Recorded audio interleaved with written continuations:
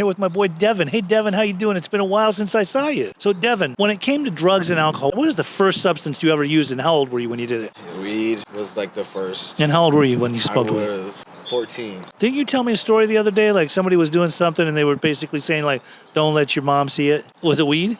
It was weed. Like, okay, so I was really young. I was like 5 years old. 5? Yeah. Wow.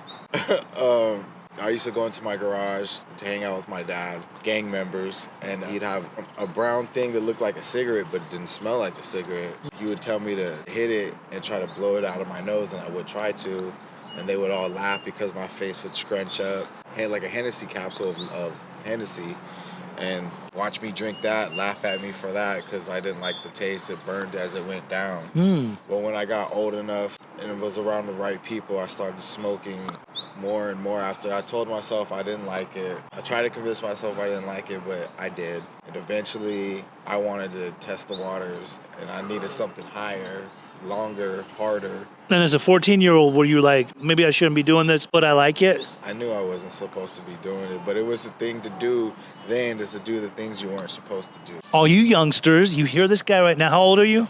31. All right. Whenever you be hitting me up on TikTok, just so you know, like you always be like in your teenage years and you're questioning it and wondering. Yes, at one time when we were kids too, we used to think maybe I shouldn't be doing this, but I like it so much. When you ask me these questions, I'm not here to condone it or to say, go ahead, you're 14. Just know that your brain has not fully developed yet, not spiritually, not mentally, not physically. If you're doing this stuff, it could turn into other things. I just asked my friend Anthony. He also mentioned that it could be a gateway drug. And again, for some, it may not be. If you are somebody that you know is struggling, you can send me a message here on TikTok. Text me at 310-596-9356.